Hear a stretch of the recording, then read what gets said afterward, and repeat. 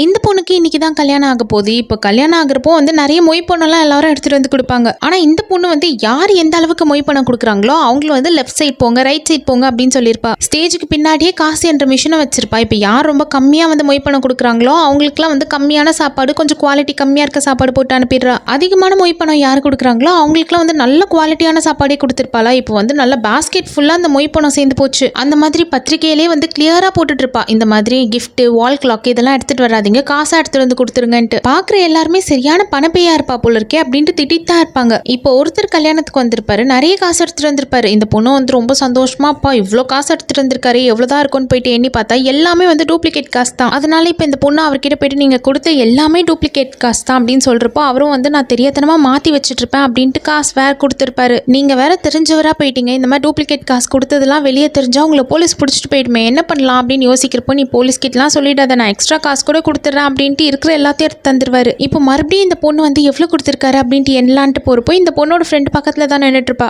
வந்தவங்க யாருமே கல்யாணத்தை பார்க்கல, எல்லாருமே உன்னையே தான் பார்த்துக்கிட்டு இருக்காங்க. இப்படி போற அப்படி வர காசு எண்ணிக்கிட்டே இருக்க, இப்பெல்லாம் பண்ணாத, உன்னோட இமேஜே வந்து ஸ்பாயில் ஆகிரும் அப்படின்னு சொல்லியிருப்பா. அதனால இப்போ இந்த பொண்ணும் வந்து சரி சரி நீங்க சாப்பிட்றதுக்கு உள்ள போங்க அப்படின்னு சொல்லி அனுப்பி வச்சிருவா. மறுபடியும் அவர் திருப்பி வந்துட்டு இப்போ நான் வந்து பக்கத்துலயே ஒரு கல்யாணம் நடந்துட்டு இருக்குல்ல, அங்க போக வேண்டியது தெரியாதனமா நான் இங்க வந்துட்டேன், என் காசுலாம் திருப்பி கொடு அப்படின்னு சொல்லியிருப்பாரு. ஃப்ரெண்டும் வந்து கொடுத்துடலான்ட்டு போறப்போ வந்து அதெல்லாம் கொடுக்க முடியாது, வந்துட்டீங்களா போயிட்டு என்னோட வெட்டிங் அட்டென்ட் பண்ணுங்க, போங்க உள்ள போய் சாப்பிடுங்க போங்க அப்படின்ட்டு அனுப்பி வச்சிருவா. இந்த பொண்ணு கல்யாணம் நடத்துறதே காசுக்காக தான் போல இருக்கு. வரவங்க எல்லாரையும் வந்து எப்போ வந்தீங்க அதெல்லாம் விசாரிக்கல, ஸ்டேஜுக்கு பின்னாடியே காசு மிஷினை வச்சுக்கிட்டு யார் எவ்வளவு கொடுத்துருக்காங்க அப்படின்றதையே தான் பார்த்துக்கிட்டு இருக்கா.